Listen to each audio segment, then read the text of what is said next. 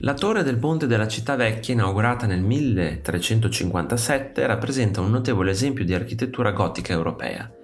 L'inizio della sua costruzione segue la volontà dell'imperatore Carlo IV, che desiderava trasformare Praga nella capitale del Sacro Romano Impero dopo la sua incoronazione a Roma nel 1355. Nonostante l'architetto della torre non sia certamente identificabile, molti attribuiscono le sue caratteristiche distintive a Peter Parler.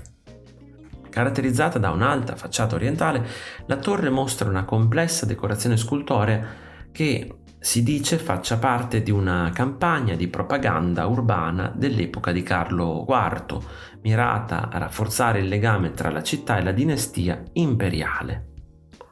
Elementi decorativi come le sculture di Carlo e suo figlio Venceslao, nonché la figura di San Vito, adornano la struttura, integrando elementi allegorici e religiosi che riflettono l'autorità e l'ideologia del tempo.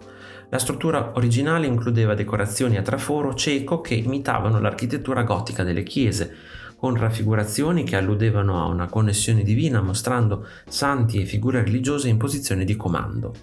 Il passaggio sotto la porta è arricchito da una volta a rete decorata con la corona di Boemia, simbolo del potere regale dell'imperatore. Il tetto gotico della torre, completato tra il 1380 e il 1388, è costruito con travi del XIV secolo e coperto da tegole d'ardesia. Questo disegno ha influenzato la realizzazione di tetti neogotici nel XVI secolo, dimostrando l'impatto duraturo dell'architettura della torre nella tradizione costruttiva successiva.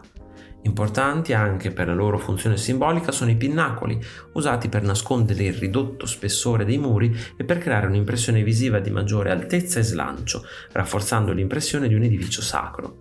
La torre è decorata con emblemi araldici che rappresentano le terre sotto l'influenza di Carlo, organizzate in modo da riflettere la loro importanza strategica e politica.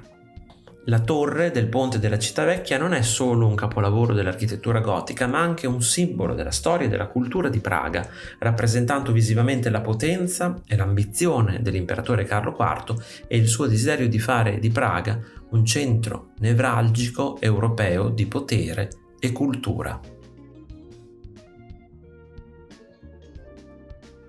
Se ti è piaciuto il video, iscriviti al canale, lascia like e condividilo con i tuoi amici.